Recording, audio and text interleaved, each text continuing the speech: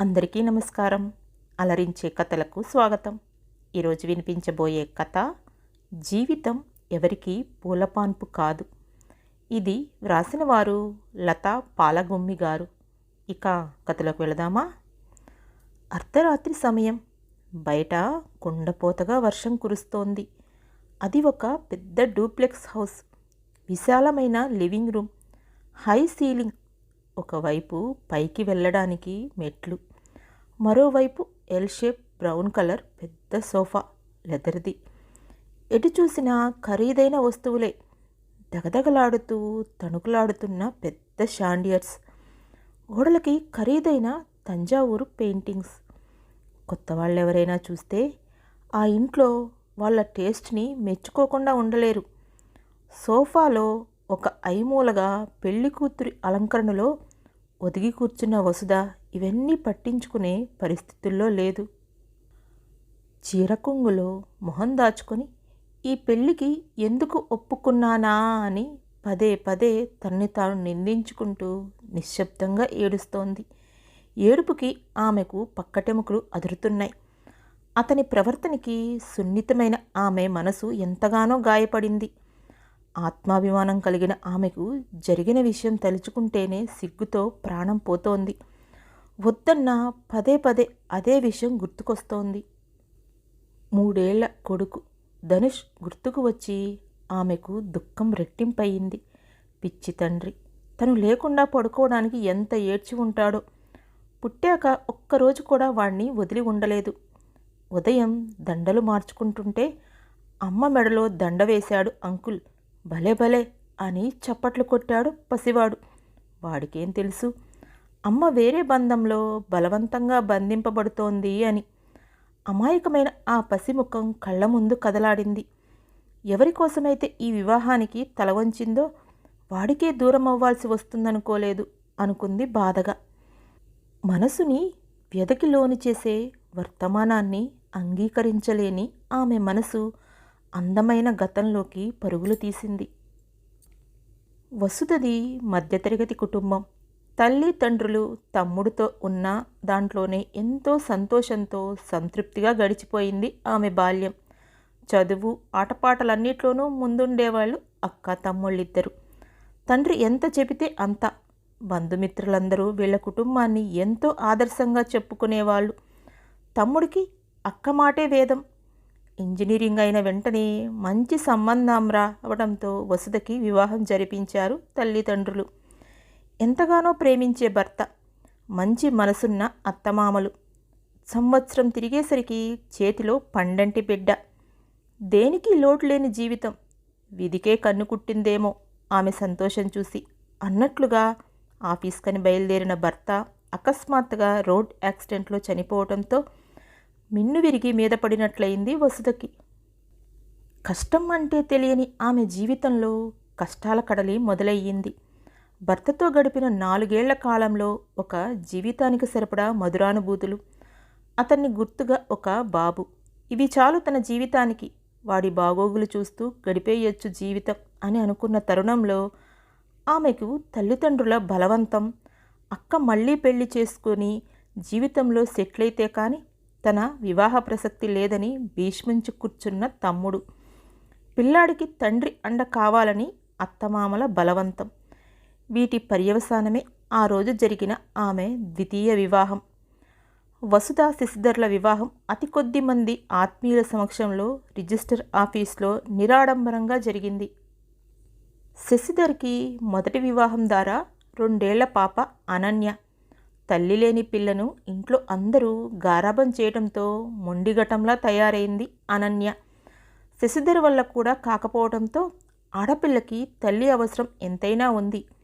నీకోసం కాకపోయినా అనన్య కోసమైనా పెళ్లి చేసుకోవాల్సిందే అన్న తల్లి ఒత్తిడితో కూతురి కోసం అతను కూడా ద్వితీయ వివాహానికి తలవంచక తప్పలేదు.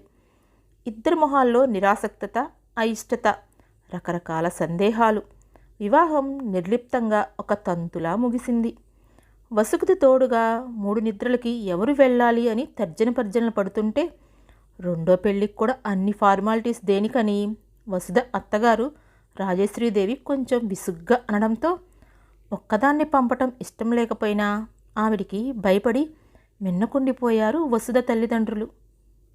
కొడుకు కోడలు మధ్య ఒక అవగాహన వచ్చి తన మనవరాలు అనన్య వసుధకి మాలిమయ్యేంత వరకు వసుధ కొడుకుని ఆమె తల్లిదండ్రుల వద్దే ఉంచుకోమని తనిలా చెప్పినట్లు కూడా వసుధకి తెలియకూడదని ముందే వాళ్ళని హెచ్చరించింది రాజేశ్వరి. పెళ్లికి ముందు ఏమీ మాట్లాడకుండా ఇప్పుడిలా షరతులు పెట్టడమేమిటని బాధపడ్డారు వసుధ తల్లిదండ్రులు. వసుధకి తెలిస్తే ఏం గొడవ చేస్తుందోనని భయపడి 3 నిద్రల తర్వాత పిల్లాడిని తీసుకొచ్చి దింపుతాము అని నచ్చచెప్పి పంపారు. వసుధకి అత్తగారింట్లో మొదటి రోజు. పగలంతా చుట్టాలతో హడావిడిగా గడిచిపోయింది. సాయంత్రానికి ఎక్కడి వాళ్ళు అక్కడే సర్దుకున్నారు. రాత్రి 10 గంటలకి రాజేశ్వరీదేవి కొడుకు గది చూపించి వెళ్ళిపోయింది. యాంత్రికంగా. ఆవిడ నుంచి స్నేహపూరితమైన చిన్న నవ్వు కూడా చూడలేదు. పరిచయమైనప్పటి నుండి డాబు దర్పం అడుగడుగునా కనపడుతున్నాయి ఆవిడలో. మనసులో ఎంతో బాధ దుఃఖం. మనసు వెళ్ళనని మొరాయిస్తున్నా తప్పదని భయభంగంగా అడుగుపెట్టింది ఆ గదిలోకి. మంద్రస్వరంలో మ్యూజిక్ నడుస్తోంది. చుట్టూ పరికించింది వసుధ. లోపల ఎవ్వరూ లేరు. బ్రతుకు జీవుడా అని గాలి పీల్చుకుంది. ఎంతో రిలాక్సింగ్గా అనిపించింది ఆమెకు ఆ క్షణంలో. మంచం మీద కూర్చోడానికి మనస్కరించక పక్కనే ఉన్న చైర్లో కూలబడింది. గది నలువైపులా పరికించి చూసింది. ఎటు చూసినా గోడల నిండా అందమైన పెయింటింగ్స్. అతను మంచి ఆర్టిస్ట్ అని వింది. కానీ ఇంత అద్భుతమైన చిత్రాలను అతని రూము ఇంత కళాత్మకంగానూ ఉంటుందనుకోలేదు. రాత్రి 2వ జామైన అతను రాకపోవటంతో సంతోషంగా అనిపించింది వసుధకి. 4 రోజులుగా అలసి సొలిసిపోయిన శరీరానికి ఎప్పుడు నిద్ర పట్టేసిందో తెలియలేదు. మొద్దు నిద్రలో ఉన్న వసుధకి గుప్పుమని విస్కీ వాసన ఘాటుగా ముక్కుపొటలకు సోకటంతో ఉలిక్కిపడి లేచింది. ఎదురుగా శశిధర్. చిన్నప్పటి నుండి ఆల్కహాల్ తీసుకునే వాళ్ళంటే చచ్చేంత భయం ఆమెకు. అతను తూలుతూ వస్తూ, ఏయ్, నా గదిలోకి రావడానికి ఎంత ధైర్యం నీకు? చీ, పో బయటికి. ఇటుకేసి ఎప్పుడైనా రాకు, పో పో అని అరవడంతో ఎవరైనా వింటారేమోనని సిగ్గుతో అవమాన భారంతో మొహం ఎర్రబడగా ఒక్క ఉదుటిన బయటకు పరిగెత్తింది. అతని ప్రవర్తనకి హతుసురాలయ్యింది. వదినా అన్న ఆడపడుచు శృతి పిలుపుతో ఉలిక్కిపడి చూసింది. ఆలోచనలోంచి బయటపడి వదినని లివింగ్ రూమ్లో చూసి పరిస్థితి అర్థం చేసుకున్న శృతి, నా రూమ్లో పడుకుందువు గాని రా వదినా అని తీసుకెళ్ళింది. ఆమె బాధపడుతుందని తెలిసి ఏం చేయాలో అర్థం కాక నిస్సహాయంగా చూస్తుండిపోయింది. ఆమెకు కొంచెం సమయం ఇచ్చి అన్న గురించి అంతా వివరంగా చెప్పాలి అనుకుంది. తనని అబాస్పాలు కాకుండా కాపాడినందుకు మనసులోనే ఆమెకు కృతజ్ఞతలు తెలుపుకుంది వసుధ. పడుకుందే కానీ నిద్రాదేవత ఆమె దరిదాపుల్లో కూడా రాలేదు. తెల్లవారుజామున మూగకన్నుగా కొంచెం నిద్ర పట్టింది వసుధకి. ఉదయం 8 గంటలకి మెలకువ వచ్చింది. లేటుగా లేచినందుకు ఎవరేమన్నా అంటారేమోననే భయంతో త్వరగా తయారై మొహమాటంగా కిచెన్ కేసి వెళ్ళింది. కూతురు గదిలో నుంచి వస్తున్న కొత్త కోడల్ని చూసిన రాజేశ్వరికి పరిస్థితి అర్థమై ఆలోచనలో పడింది. వీళ్ళిద్దరిని ఎలా కలపాలా అని ఆలోచిస్తూనే వంట ఆమెకి ఆ రోజు వంటలో ఏం చేయాలో చెబుతూ వసుధను చూసి, మా వాడికి బెడ్ కాఫీ అలవాటు, తీసుకెళ్ళి ఇవ్వమని ఆర్డర్ జారీ చేసింది. వసుధ గుండెల్లో రాయి పడినట్లయింది. ఏమీ మాట్లాడకుండా తల వంచుకొని నిలబడిన వసుధను చూసి, మా ఇంట్లో నువ్వు కిచెన్లో చేయాల్సిన పనులేమీ ఉండవు కానీ మా అబ్బాయిని మా మనవరాల్ని చూసుకుంటే చాలు అంది. అతనేదో చిన్నపిల్లాడైనట్లు అనుకుంది వసుధ. పులిబోన్లోకి అడుగు పెడుతున్నట్లు తడబడుతున్న అడుగులతో వెళ్ళింది. అతను ఫోన్లో ఏదో చూసుకుంటున్నాడు. బెడ్ మీద అటువైపు తిరిగి పడుకొని ఎంత శబ్దం చేయకుండా ఉందామన్న ఆమె గాజుల చవ్వడి అతను లేచి అసహనంగా, నువ్వెందుకు తెచ్చావు అని, అమ్మా, ఇంట్లో నౌకర్లంతా ఎక్కడ చచ్చారు అంటూనే యాదగిరి అని అరిచాడు. వసుధ భయపడిపోయింది. యాదగిరి పట్టుకొట్టు వచ్చాడు. రోజు కాఫీ తెచ్చిచ్చేవాడివి, ఏమొచ్చింది నీకు ఈవేళ అని గదమాయించేసరికి, అయ్యా పెద్దమ్మగారు అంటూ నీళ్లు నములుతూ నిలబడ్డాడు. రేపటి నుండి నువ్వే తీసుకురా పో, ఇంకా ఇక్కడే నిలబడ్డావే అన్నాడు విసుగ్గా. అది తననే ఉద్దేశించే అన్నట్లుగా అనిపించి వడివడిగా బయటికి నడిచింది వసుధ. ఒక్కొక్క రోజు ఒక్కొక్క యుగంలా గడుస్తుంది ఆమెకి ఆ ఇంట్లో. అన్ని పనులకు పనివాళ్ళు ఉండటంతో ఏం చెయ్యాలో తోచేది కాదు. శృతి ఒక్కతే ఆ ఇంట్లో వసుదని అర్థం చేసుకుంది. త్వరలోనే ఇద్దరూ మంచి స్నేహితులయ్యారు. అనన్య గురించి అడిగింది వసుధ శృతిని. అనన్య అంటే ఇంట్లో అందరికీ చాలా ఇష్టమని, తను కాలేజీ నుండి వచ్చాక మిగిలిన సమయమంతా తనతోనే గడుపుతానని చెప్పింది. పెద్ద అన్నకి ఇద్దరు, రెండో అన్నకి ఇద్దరు మగపిల్లలు. ఇంట్లో అనన్య ఒక్కతే ఆడపిల్ల కావటం, తల్లి ఆలనా పాలనా లేదని ఇంట్లో అందరూ ముద్దు చేయడంతో, ఎవరి మాట వినకపోవడంతో పెళ్లిలో ఏం పేచీలు పెడుతుందోనని భయమేసి వాళ్ళ అమ్మమ్మ దగ్గరికి పంపాము అని చెప్పింది వసుధకి. అనన్య వాళ్ళ అమ్మమ్మ ఇంటి నుండి రావడంతో సహజంగానే స్నేహశీలి అయిన వసుధకి శృతి సహాయంతో అనన్యకి చేరువు కావడానికి ఎక్కువ సమయం పట్టలేదు. ఆయాని మాన్పించేసి అనన్య పనులన్నీ తానే చూసుకునేది వసుధ. ఆ చిన్నారి చేత అమ్మ అని పిలిపించుకునేది. నీకొక అన్న ఉన్నాడని ఎప్పుడూ కొడుకు ధనుష్ గురించి చెప్తూ బాధపడేది. తన బుల్లి చేతులతో ఆమె కన్నీళ్లు తుడుస్తూ, ఎడవమాకు అనే ఆ చిన్నారి ముద్దు ముద్దు మాటలకి చేష్టలకి తాత్కాలికంగా అయిన ధనుష్ని మైమరిపించేది. రోజు రాత్రిపూట సిస్టర్ వచ్చేంత వరకు ఎదురు చూడటం, అన్నీ వేడి చేసి అతనికి భోజనం పెట్టడం, ఒక్కోసారి అతను తినే పరిస్థితుల్లో లేకపోతే డ్రైవర్ సాయంతో అతన్ని రూమ్ వరకు తీసుకెళ్ళి షూ తీసి పడుకోబెట్టడం, ఇవన్నీ నిత్యకృత్యాలయ్యాయి వసుధకి. క్రమేపీ అతనంటే భయం కూడా తగ్గసాగింది. ఆమె పసిపిల్లలా అనిపించి అనునయంతో ఆమె తలపై చెయ్యి వేసి రాస్తూ, వదినా, అన్నతో మాట్లాడి ధనుష్ని తీసుకువచ్చే పూచి నాది, సరేనా? నువ్వు బాధపడద్దు అన్న శృతి మాటలకి ఉక్రోషంతో తలపైకెత్తి, మీ అన్నయ్యకేమి ఇంట్రెస్ట్ ఉంటుంది ధనుష్ని తీసుకురావడానికి? అతని లోకంలో అతను ఉంటాడు ఎప్పుడు. నా గురించే పట్టించుకొని వాడు ధనుష్ గురించి ఎందుకు ఆలోచిస్తాడు? ఈ ప్రపంచంలో అందరూ స్వార్థపరులే. అనన్యని బాగా చూసుకుంటే చాలు అతనికి అంటూ వెక్కి వెక్కి ఏడ్చింది వసుధ. వదినా, చిన్నన్న నువ్వనుకున్నంత చెడ్డవాడు కాదు. ముందు నీకు వాడి గురించి చెప్పాలి. తను స్వతహాగా చాలా మంచివాడు. ఏ విధమైన దురలవాట్లు లేవు. వదిన చేసిన మోసం తట్టుకోలేక తాగుడికి బానిసయ్యాడు కానీ అంటూ వాళ్ళ అన్నగతం గురించి చెప్పసాగింది. మాది పెద్ద టెక్స్టైల్ బిజినెస్. నాన్న శివరాం గారు అహర్నిశలు కష్టపడి విదేశాలకి సంహితం ఎక్స్పోర్ట్ చేసే స్థాయికి బిజినెస్ని తీసుకువెళ్ళినా నాన్నగారు దానికి పెట్టుబడిగా అమ్మ పుట్టింటి వాళ్ళ సహాయం తీసుకున్నారనే నెపంతో ఈరోజుకి ఇదంతా మా వాళ్ళ దయే అంటూ నాన్నగారిని సాధిస్తూ అన్ని విషయాల్లో తన మాటే నెగ్గించుకుంటుంది మా అమ్మ. పెద్ద అన్నలిద్దరూ చదువులో అంతంత మాత్రంగా ఉండటంతో నాన్నగారి బిజినెస్లో జాయిన్ అయిపోయారు. నాన్నగారి ఆశలన్నీ చిన్నన్నయ్య మీదే. చిన్నన్న శశి చాలా తెలివైనవాడు కానీ బిజినెస్ అంటే అయిష్టం. ఆర్ట్ అన్నా ఫోటోగ్రఫీ అన్నా ప్రాణం. అందులోనే తన కెరియర్ అనుకునేవాడు. చదువులో బాగా చురుగ్గా ఉండటంతో నాన్నగారు హార్డ్లో ఎంబీఏ చేయడానికి పంపించారు, బిజినెస్లో ఉపయోగపడతాడని.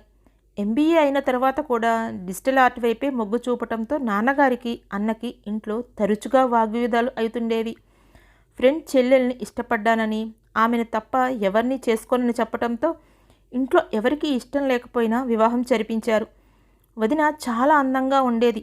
ఇద్దరూ మేడ్ ఫర్ ఈచ్ అదర్ అన్నట్లు ఎంతో అన్యోన్యంగా ఉండేవారు. అనన్య పుట్టిన తర్వాత వదినకి టీవీ సీరియల్స్లో యాక్ట్ చేసే అవకాశం వచ్చింది. అన్నకి ఇష్టం లేకపోయినా ఒక్క సీరియలే అని వదిన బ్రతిమలాడటంతో ఒప్పుకోక తప్పలేదు. సరదాకి ఒక్క సీరియల్లో యాక్ట్ చేస్తానని ప్రారంభించిన వరుసగా అవకాశాలు రావడంతో పసిపిల్ల అని కూడా చూడకుండా అనన్యని ఆయాలకు వదిలేసి వెళ్ళిపోయేది. అవుటర్ షూటింగ్స్ అంటూ రోజుల తరబడి ఇల్లు పట్టకుండా తిరగడంతో ఇద్దరి మధ్య గొడవలు మొదలయ్యాయి. చిలికి చిలికి గాలివానైనట్టు డైవర్స్ వరకు వెళ్ళింది విషయం.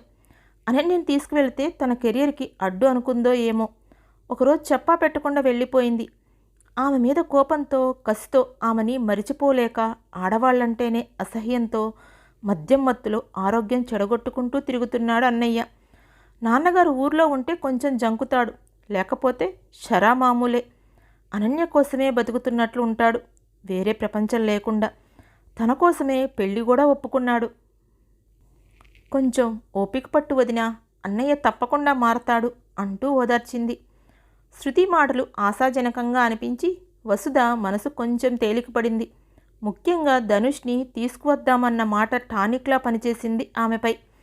ఆ ఇంటి కోడలుగా వసుధ బస్సుల్లో ఆటోల్లో పడి వెళ్ళటం వాళ్ళకి నామోషి అని ధనుష్ని చూడటానికి కూడా పుట్టింటికి వెళ్ళనిచ్చేది కాదు అత్తగారు. ఎన్ని కార్లు ఉన్నా ఏదీ ఖాళీ ఉండేది కాదు. శృతి పుణ్యమా అని అరుదుగా అయినా సాధ్యపడేది వసుధకి. తల్లిని ఒప్పించి తీసుకువెళ్ళేది తానే డ్రైవ్ చేసుకుంటూ. జీవితం ఎవరికీ పూలపాన్పు కాదని, కొత్త బంధంలో ఇమట్టానికి కొంత సమయం పడుతుందని ఓర్పు నేర్పు సహనంతో ఉంటే కాలక్రమంలో అన్నీ సర్దుకుంటాయి అని ధనుస్సు సంతోషంగానే ఉన్నాడని ఫోన్లో తల్లి చెప్పే ఓదార్పు మాటలు వసుధకి కొంత ధైర్యాన్ని స్వాంతాన్ని ఇచ్చావి. తోడికోడళ్ళిద్దరికీ వసుధ పొడే గిట్టదు. కాటన్ చీరలో సాదాసీదాగా ఉండే వసుధంటే వాళ్ళకి హేళన భావం. కేవలం అనన్యను చూసుకోవడానికి వచ్చిన ఆయాగా మాత్రమే పరిగణించేవాళ్ళు ఆమెను. ఇంటికి వచ్చి ట్యూషన్ మాస్టర్ లీవ్ పెట్టడంతో వసుధ తోడికోడళ్ల పిల్లలకి చార్ట్స్ హోంవర్క్లో హెల్ప్ చేయడంతో పిల్లలందరూ ఆమెకు చేరువయ్యారు. స్ట్రిక్ట్గా ఉండే ట్యూషన్ మాస్టర్ కన్నా వసుధ దగ్గరే చదువుకుంటామని పేచీ పెట్టేవారు. వసుధ కూడా తనకి ట్యూషన్ చెప్పడం అలవాటేనని అందరినీ కూర్చోబెట్టి చక్కగా చదివించి స్టోరీస్ కూడా చెప్పి పిల్లలందరికీ ఫేవరెట్ అయింది. వసుధ చదివించడం ప్రారంభించాక పిల్లలకి మంచి మార్క్స్ రావడంతో బావగారులు తోడికోడళ్ల దృష్టిలో పడింది వసుధ. ఆమెలో ఉన్న సునిశిత దృష్టి, అన్నిట్లో మంచి అవగాహన, స్నేహపూరితమైన స్వభావం అందర్నీ ఆకట్టుకున్నాయి. మెల్లిగా అందరూ ఆమెను అభిమానించసాగారు. పిల్లల కోసం యూట్యూబ్లో చూసి శృతితో కలిసి రకరకాల వంటలు కేక్స్ తయారు చేసేది వసుధ. నిమిషం ఖాళీ లేకుండా బిజీ చేసుకున్న వసుధ మనసులో పెద్ద వెలితి. కొడుకు కోసం ఆమె మనసు పడే తపన ఎవ్వరూ అర్థం చేసుకోలేరు. సమయం ఎవరికోసం ఆగదన్నట్టు 6 నెలల కాలం ఇట్టే గడిచిపోయింది. వసుధ ఆలనాపాలనలో అనన్యలో వచ్చిన మార్పులు శశిధర్కి ఎంతో సంతోషాన్నిచ్చాయి. ప్రతిదానికి ఏడుస్తూ హఠం చేసే కూతురు ఒత్తిగ్గా ఉండటం, చిన్న చిన్న శ్లోకాలు పద్యాలు డ్యాన్స్ చేస్తూ ఇంగ్లీష్ రైమ్స్ చెప్పటం చూసి మురిసిపోయేవాడు. తను భార్యగా ఆమెను స్వీకరించకపోయినా ఆమె తన కర్తవ్యాన్ని సక్రమంగా నిర్వర్తిస్తోంది. తన నుండి ఏమీ ఆశించే వసుధని చూస్తే ఆశ్చర్యంగానూ, ఆమె పట్ల తన ప్రవర్తన అతన్ని బాధించసాగాయి. ఓ రోజు అన్నపిల్లలకి స్టడీస్లో హెల్ప్ చేస్తున్న వసుధని మొదటిసారిగా పరీక్షగా చూశాడు శశిధర్. చామన ఛాయ రంగుతో చూడగానే ఆకట్టుకునే కళ కలిగిన ముఖం, ఒత్తైన తలకట్టు, కుదురుగా అల్లుకున్న పెద్ద జడ, ఎంతో సింపుల్గా ఉన్న ఏదో అట్రాక్షన్ ఉంది ఈమెలో అనుకున్నాడు. డ్రింకింగ్ తగ్గించి బిజినెస్లో యాక్టివ్గా పార్టిసిపేట్ చేయడం, ఖాళీ టైంలో కూతురుతో గడపటం, వసుధతో మాట కలపడానికి ఆసక్తి కనపరచడం, శశిధర్లో వచ్చిన మార్పుకి ఇంట్లో అందరూ సంతోషించారు. ఆఫీస్కి రోజూ వస్తున్న కొడుకును చూసి ఎంతగానో పొంగిపోయారు శివరాం గారు. ఆయన చిరకాల వాంఛ నెరవేరింది. మొదటిసారిగా భార్య తీసుకున్న నిర్ణయాన్ని పొగిడి కోడల్ని అభినందించారు. బుక్స్ చదవటం, పెయింటింగ్స్ ఇలా ఇద్దరి హాబీస్ ఒకటే కావటంతో అనతి కాలంలోనే వసుధ శశిధర్ల మధ్య స్నేహబీజం చిగురించింది. ధనుష్ని తీసుకురావడానికి తన తల్లి పెట్టిన షరతు చెల్లెలు శృతి ద్వారా తెలుసుకున్న అతను తల్లిపై మండిపడ్డాడు. వసుధని సంతోషపరచడానికి తను కూడా ఏమైనా చేయాలనే కోరిక ధనుష్ గురించి చెప్పేటప్పుడు ఆమె కళ్ళల్లో మెరిసే మెరుపు శశిధర్ని తల్లి కొడుకుల్ని కలిపేలా చేశాయి. ధనుష్ రాకతో వసుధ ఆనందానికి అవధుల్లేవు. ఆమె అతనికేసి ప్రేమతో కృతజ్ఞతాపూర్వకంగా చూసింది. ధనుష్ రాక రాజేశ్వరికి కంటగింపుగా ఉన్న కొడుక్కి కూతురికి ఎదురు చెప్పలేక మిన్నుకుండిపోయింది. ఇంత త్వరగా శశిధర్లో అనన్యలో మార్పు తెచ్చిన వసుధని మెచ్చుకోకుండా ఉండలేకపోయింది. అనతి కాలంలోనే ధనుష్ అనన్యలు సొంత అన్నా చెల్లెల్లా కలిసిపోవటం ఇంట్లో అందరికీ ఆశ్చర్యాన్ని కలిగించింది. అన్నా అంటూ ధనుష్ని క్షణం కూడా వదలకుండా తిరుగుతున్న కూతుర్ని చూసి శశిధర్ అబ్బురుపడిపోయాడు. ఇదంతా వసుధ శిక్షణ వలనే అని ఆమె పట్ల గౌరవం, అభిమానం రెట్టింపయ్యాయి. కొడుకు రాక ఆమె జీవితంలో ఉన్న పెద్ద లోటుని భర్తీ చేసింది. శశిధర్ ధనుష్ని అనన్యతో సమానంగా ఎంతో ప్రేమగా చూడటం గమనించిన వసుధ మనసు ఆనందంతో పొంగిపోయింది. మొదటిసారిగా తన రెండో పెళ్లి నిర్ణయం సరైందే అనిపించింది. వసుకి జీవితం మీద మళ్ళీ ఆశలు చిగురించాయి. బెడ్రూమ్లో పిల్లలిద్దరి మధ్యన ఆదమర్చి నిద్రపోతున్న వసుదని ఆరాధనగా చూస్తూ నిస్తేజంగా ఉన్న తన జీవితంలోకి వసంతంలా కోయిలలో ప్రవేశించి ప్రేమధ్వనులు మోగించిన ఆమెకు మనసారా కృతజ్ఞతలు తెలుపుకున్నాడు శశిధర్. ఇంతటితో ఈ కథ సమాప్తం. ఎలా ఉంది సకులు? బాగుందా? నచ్చితే లైక్ చేసి షేర్ చేస్తారు కదా. మరొక మంచి కథతో కలుసుకుందాం. Thank you.